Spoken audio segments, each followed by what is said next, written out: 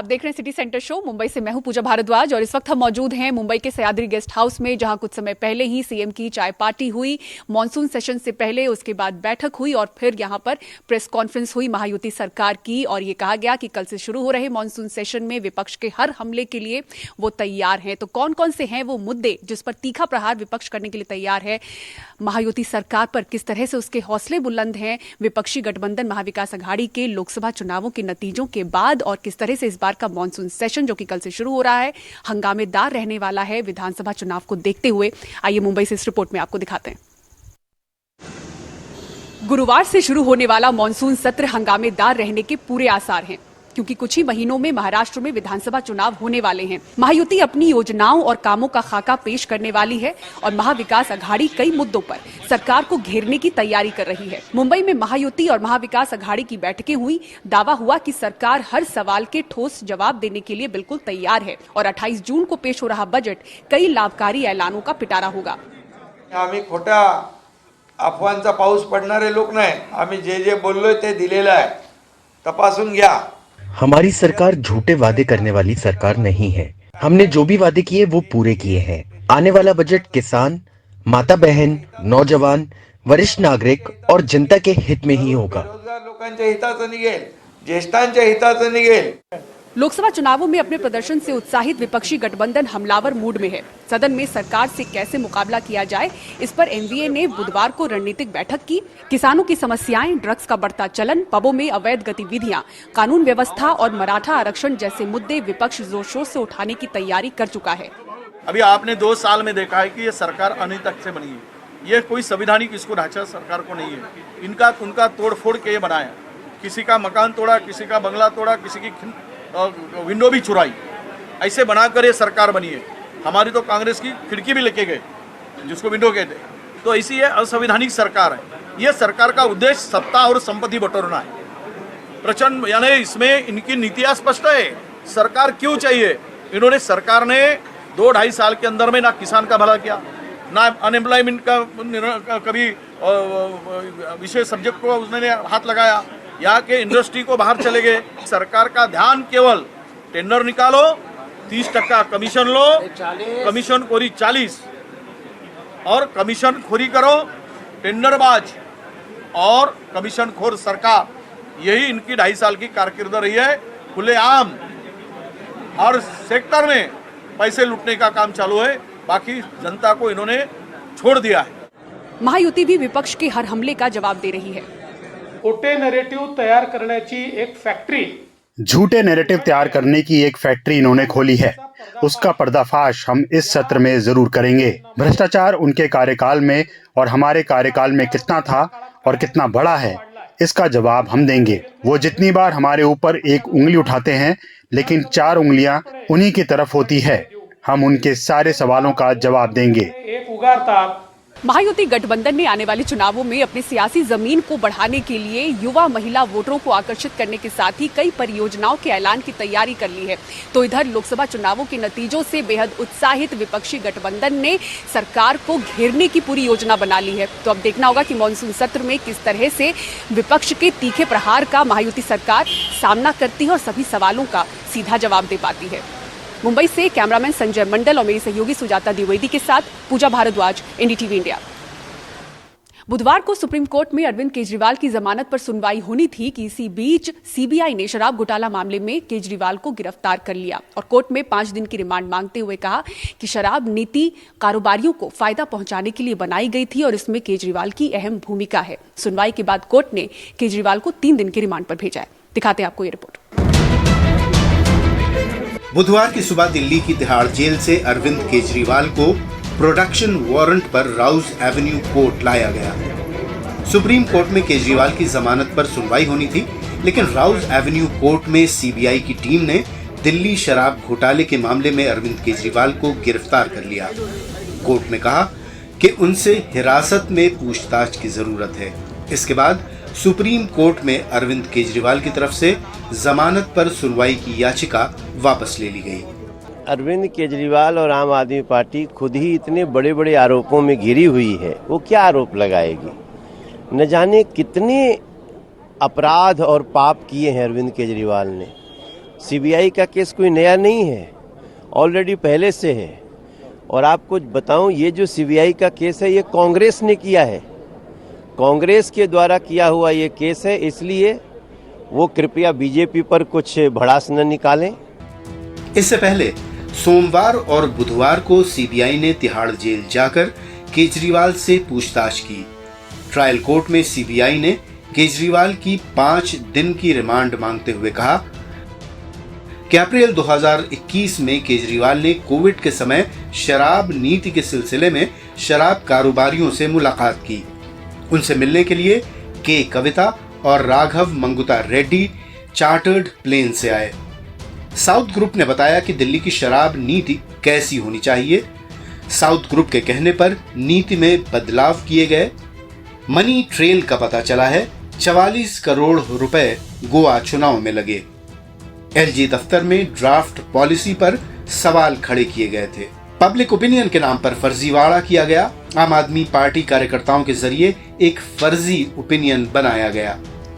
केजरीवाल ने कहा कि मैंने ऐसा कोई बयान नहीं दिया कि मनीष सिसोदिया दोषी हैं और मैं निर्दोष हूं, बल्कि सिसोदिया भी निर्दोष हैं, उन्हें फंसाया गया है। सीबीआई ने अदालत में कहा है कि हम जुलाई तक जांच पूरी कर लेंगे। दरअसल ये बयान तब आया जब सीबीआई ने कहा कि विजय नायर उनके अधीन काम कर रहे थे। उनका कहना है कि वो आतिशी और सौरभ भारद्वाज के अधीन काम कर रहे थे। उन्होंने सारा दोष मनीष सिसोदिया पर डाल दिया। केजरीवाल की तरफ से गिरफ्तारी का विरोध करते हुए कई सवाल खड़े किए गए। अरविंद केजरीवाल ने आज कोर्ट में कहा कि सीबीआई के हवाले से मीडिया में ऐसी खबरें चल रही हैं कि मैंने सारा दोष मनीष सिसोदिया पर मढ़ दिया है, जबकि ऐसा बिल्कुल गलत है। मैंने ऐसा कोई बयान नहीं दिया है। ना मनीष सिसोदिया दोषी हैं, ना मैं हूं और ना ही आम आदमी पार्टी है। अरविंद केजरीवाल ने कोर्ट में कहा कि कोर्ट ये इंश्योर करे कि मीडिया इस तरह के बयान ना चलाए। आज क्या झूठ फैला दिया सीबीआई ने कि अरविंद केजरीवाल ने इस केस से पल्ला झाड़ लिया और सिसोदिया पे आरोप लगा दिया, जब खुद केजरीवाल जी ने इस पर आपत्ति की कि यह झूठी खबर सीबीआई के द्वारा फैलाई जा रही है, तो जज साहब ने कहा मुझे अरविंद केजरीवाल के द्वारा दिए गए बयान को दिखाइए। और जब वो बयान देखा गया तो जज महोदय ने खुद कहा कि सीबीआई के लोग गलत बोल रहे हैं, अरविंद केजरीवाल ने ऐसा कोई बयान नहीं दिया। शराब नीति मामले में सीबीआई ने 17 अगस्त 2022 को मामला दर्ज किया था। सीबीआई ने पीसी एक्ट 120B 477A के तहत 15 आरोपियों और कुछ अन्य लोगों के खिलाफ केस दर्ज किया था। 17 अगस्त 2022 को जब सीबीआई ने शराब पॉलिसी को लेकर केस दर्ज किया था तो उस समय अरविंद केजरीवाल एफआईआर में आरोपी के तौर पर नहीं थे, लेकिन अब सीबीआई ने न सिर्फ उन्हें इस मामले में गिरफ्तार कर लिया है, बल्कि कोर्ट ने भी उनको 3 दिन के सीबीआई रिमांड पर भेज दिया है। अब देखना होगा कि अगले 3 दिनों में सीबीआई उनके खिलाफ क्या सबूत जुटा पाती है। नई दिल्ली से कैमरामैन सचिन के साथ मैं मुकेश सिंह सेंगर, एनडीटीवी इंडिया। और अगली अहम खबर आपको कर्नाटक से दिखाते हैं, जहां के होटल और रेस्टोरेंट में खाने में अगर आर्टिफिशियल कलर मिलाया जाता है तो 10 लाख रुपए का जुर्माना और 7 साल की सजा के साथ ही उम्र कैद की सजा का प्रावधान होगा। आपको बता दें कि ये जो कलर्स होते हैं वो पेट्रोलियम पदार्थों से बनाए जाते हैं, जिससे जानलेवा कैंसर जैसी बीमारी हो सकती है। ऐसे में राज्य सरकार ने इसके इस्तेमाल पर पूरी तरह से रोक लगा दी है।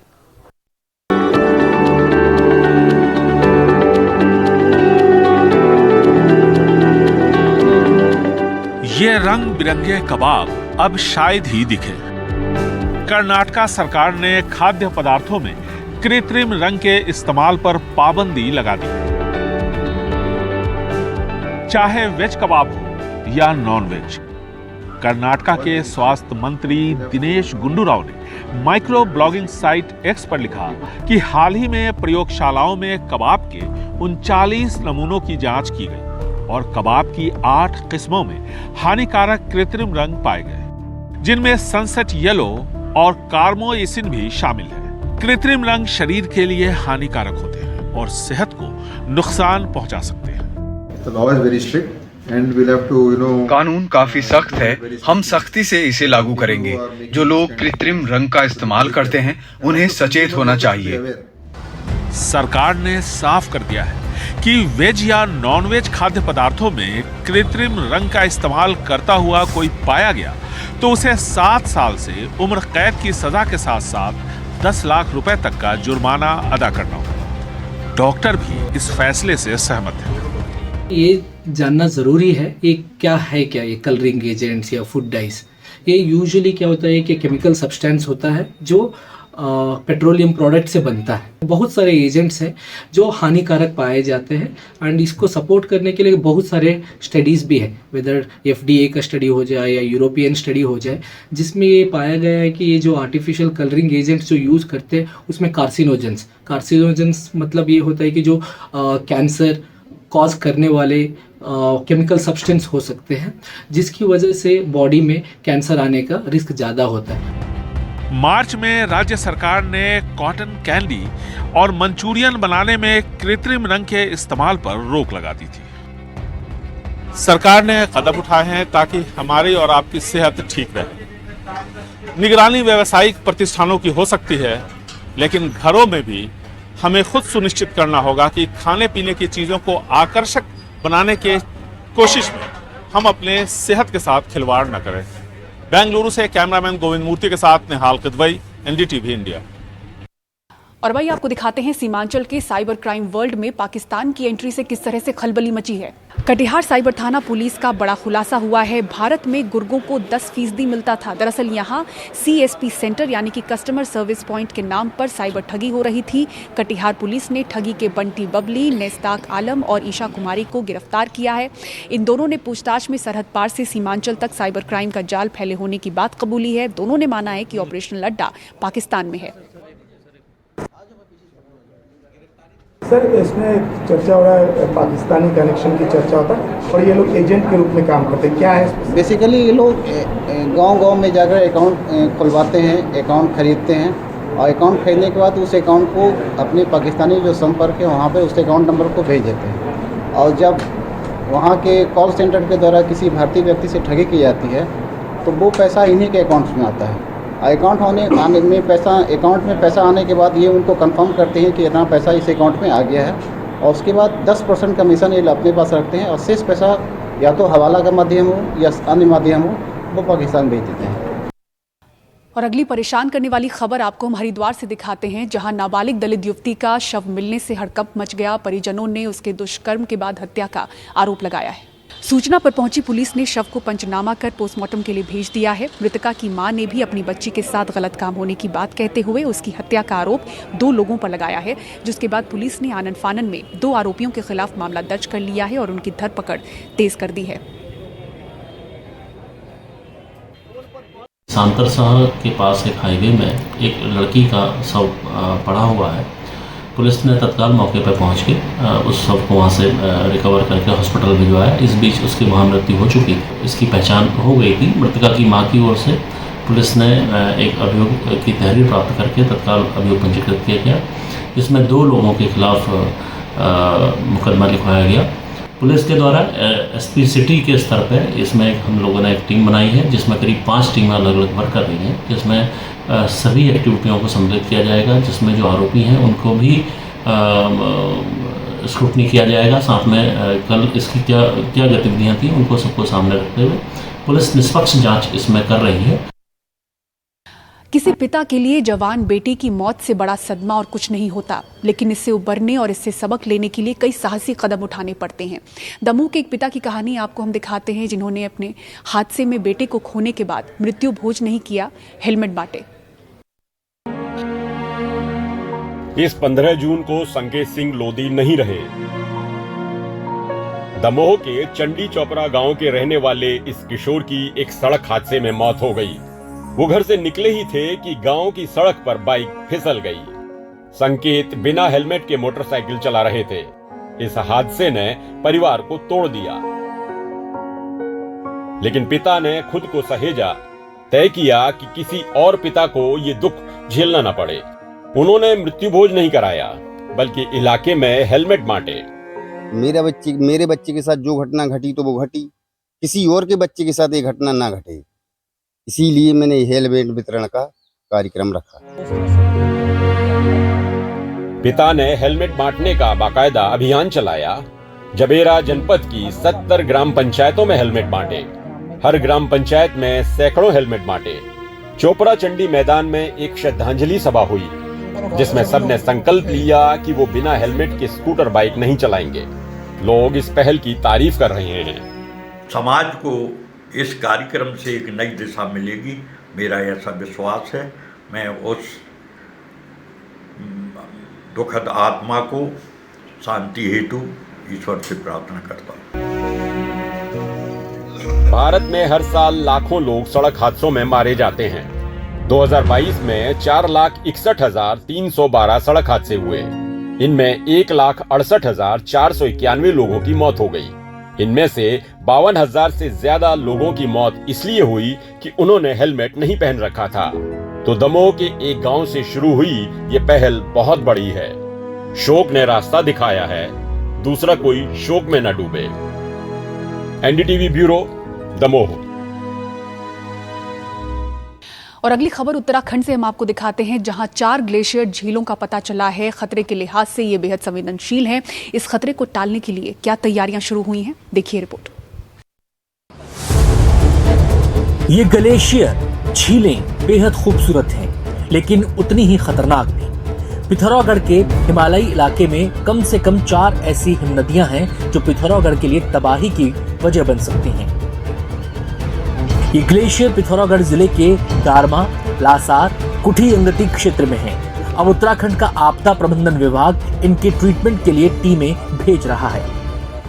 4 लेक है पिथौरागढ़ में जो कि रिस्की है, हाई रिस्क लेक कह सकते हैं, जो कि कभी आउट बस्ट करेगी तो दिक्कत हो सकती है डाउनस्ट्रीम में। तो उसके लिए एक्सपेडिशन हम जुलाई में भेजेंगे। तो 2 जुलाई से लगभग यहाँ वसुधरा में जा रहे हैं और वहाँ के लिए पिथौरागढ़ में 4 लेक हैं। उसके लिए जैसे ही ITBP की इन्फॉर्मेशन आएगी कि अब लेक मेल्ट कर गया है, अब स्टडी के लिए बिल्कुल रेडी है, तब हम प्लान कर लेंगे वहाँ भी जुलाई अगस्त में उसको भी भेजना है। उत्तराखंड में 13 ऐसे ग्लेशियर की पहचान हुई है जिन्हें संवेदनशील माना जा रहा है, लेकिन इनमें से 4 अति संवेदनशील श्रेणी में रखे गए हैं। इनका पानी निकालने के लिए तकनीकी इंतजाम किए जा रहे हैं। मिटिगेशन के लिए वहाँ अगर लेक में ज़्यादा पानी होता है, बस्ट करने की संभावना बनती है, उसके लिए हम उसको डिस्चार्ज के लिए पाइप्स वगैरह डालेंगे। तो हमारी टीम जाएगी तो सबको इवैल्यूएट करेगी, वहाँ पंक्चर करेंगे, पाइप लगाएंगे, उसमें इवैल्यूएट करेगी, बैथीमेट्री करेगी, यानी लेक का कितना साइज़ है, कितना गहरा है, पूरा स्टडी करेगी और उसके बाद उसमें इंस्ट्रूमेंटेशन और मिटिगेशन की कार्रवाई होगी। लेकिन ये काम आसान नहीं, इसका एक पूरा वैज्ञानिक तरीका है जिसके लिए स्टडी बेहद ज़रूरी है। मैं समझता हूँ कि सबसे पहले जो है लेक का एक किसी एक्सपर्ट को ले जा करके, किसी ग्लेशियरोलॉजिस्ट को ले जाकर, साइंटिस्ट को ले जा करके उनसे ये देखना पड़ेगा कि इसकी सिचुएशन क्या है, क्या रियली ग्लेशियर बहुत बड़ा है, इससे खतरा हो सकता है, ठीक है, और कहाँ पर इसकी सिचुएशन है, ये सुपर ग्लेशियर लेक है या मोरिन डैम लेक है फर्स्ट, उसकी फिर डेप्थ क्या है, क्या ये रियली ग्रो कर रहा है। पुराना डेटा हमारे पास है नहीं, पर आज के लिए क्योंकि जब आप देखते हो तो आपको कुछ आइडिया आ जाता है कि ये लेक आइदर ग्रोइंग और श्रिंकिंग, ये आपको पता चल जाता है वहाँ के टोपोग्राफिक कंडीशन देख करके। बहरहाल जलवायु परिवर्तन और ग्लोबल वार्मिंग से हिमालय की सेहत खराब हो रही है और हिमालय के ग्लेशियर पर झीलें बन रही है, जो न सिर्फ हिमालय के लिए खतरनाक है बल्कि इंसानों के लिए भी। अब ऐसे में हिमालय के ग्लेशियर और झीलों पर एक व्यापक अध्ययन किया जा रहा है ताकि भविष्य में सिक्किम और केदारनाथ जैसी आपदाओं से बचा जा सके। देहरादून से NDTV इंडिया के लिए किशोर रावत।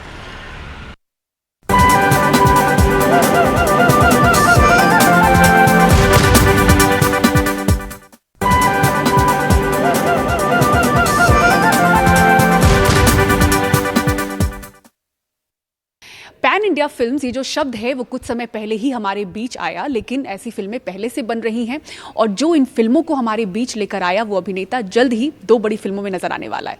देखिए प्रशांत सिसोदिया की रिपोर्ट। कल की 2898 AD हिंदुस्तानी 2 न पाओगे। और पुष्पा 2 जैसी पैन इंडिया फिल्में इस साल रिलीज होने के लिए तैयार हैं। पैन इंडिया फिल्म ये शब्द नया जरूर है, पर भारतीय सिनेमा में ये फिल्में दशकों पहले से बनती रही हैं। एक था हिंदुस्तानी। आप लोग पैन इंडिया वगैरह वगैरह बोलते हैं, कभी आपको फ्री टाइम मिला तो यूट्यूब पे अप्पू राजा का 100 डेज का फंक्शन का वीडियो जरूर देखिएगा। वो एक हिंदी फिल्म थी जो हमारे कमल सर ने प्रोड्यूस की थी और 2 रोल्स निभाए थे अप्पू और राजा के। और उस फिल्म के अगर आप 100 डेज का फंक्शन देखेंगे, जो भी हिंदी सिनेमा के दिग्गज माने जाते हैं वो सब आपको उस वीडियो में दिखाई देंगे। तो इसका मतलब है कि 30 साल पहले ही मद्रास से आए एक शख्स ने पूरी ये जो ज्योग्राफी है उसको ना सिर्फ हिला दिया, सबको भुला दिया, क्योंकि वो एक Indian, pan global, pan universal star हैं, हमारे कमल हासन साहब। सिर्फ अप्पू राजा ही नहीं, बल्कि हे राम, एक दूजे के लिए, पुष्पक सालों पहले रिलीज हुई वो फिल्में हैं जिन्होंने भाषा की सरहद तोड़कर पूरे देश के दर्शकों का मनोरंजन किया था, और कमल हासन को दर्शकों ने बना दिया Indian. Let me first thank you for teaching me a lesson. I used to think I am from Tamil Nadu and मुझे सबक सिखाने के लिए शुक्रिया। मैं सोचता था मैं तमिलनाडु से हूँ और वही मेरी जगह है, पर आप लोगों ने करीब 35 साल पहले मुझे सिखा दिया कि मैं हिंदुस्तानी हूँ। मुझे एक शब्द हिंदी का नहीं आता था और मैं बिल्कुल एक दूजे के हीरो की तरह था। exactly what the hero of Ek Duje Ke Liye was. And without your support, your applause, I couldn't have come back onto this stage. RRR, KGF 2 और कल्कि जैसी फिल्में भले ही उत्तर और दक्षिण के कलाकारों के साथ बनी आज के दौर की मल्टी स्टारर पैन इंडिया फिल्में हैं, पर फिल्म कारोबार के नजरिए से ये प्रयोग अतीत में गिरफ्तार, अंधा कानून, दोस्ती दुश्मनी, रोजा और रावण जैसी बहुत सी फिल्मों में होता रहा है, जिसे लोग शायद भूल गए। मुंबई से प्रशांत सिसोदिया की रिपोर्ट। और सिटी सेंटर शो में फिलहाल इतना ही। सह्याद्री गेस्ट हाउस से पूरी टीम को दीजिए इजाजत। खबरों के लिए देखते रहें NDTV इंडिया। नमस्कार।